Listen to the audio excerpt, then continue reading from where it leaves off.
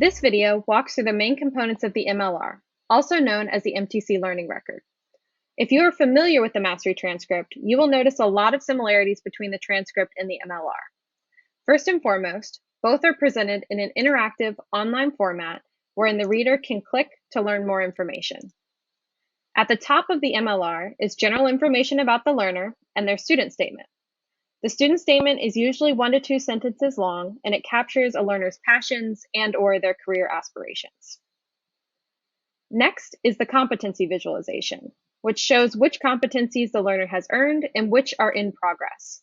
The MLR uses the more general term of competencies in place of the Mastery Transcript term of mastery credits.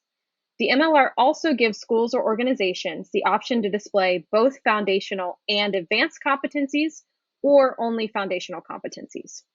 For those just getting started, showcasing only foundational competencies might be a helpful first step in the process of helping your learners build their MLRs.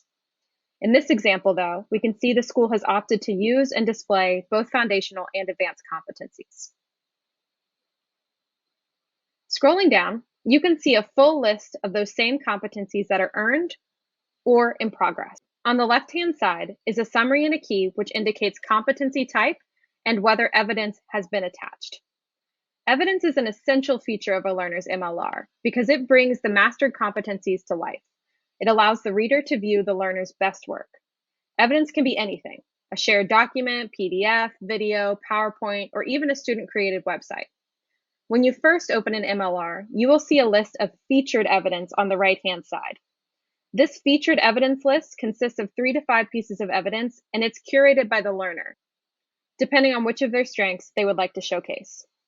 You can also click on a competency to view a piece of evidence associated with it. Let's take a look at communication for collaboration, which has a black triangle next to it, indicating there is associated evidence. Clicking in, I can see the role the learner played in creating the evidence, how long the project/assignment took to complete, and the associated competency. I can also see a description of the evidence and additional information the student has entered in bullet points.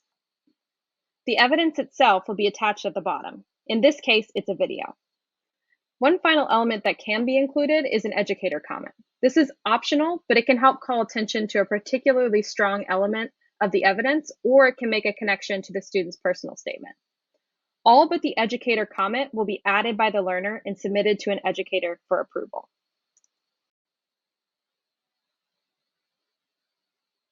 Next are experiences. In this case, Avery is bringing additional attention to the work she engaged in outside of the traditional classroom space. Experiences can be associated with evidence, which is again indicated with a black triangle. This section is optional, and you will determine your own list of experiences relative to your program and your learners. The final section at the bottom of the MLR is the organization profile. This provides the reader more general information about each element of the MLR: competencies, evidence, and experiences. But it is also an opportunity for the school or organization to share information about their pathway or program that the competency set captures. This entire section is editable by account administrators. Some sections provide boilerplate language that an admin can choose to use or tweak.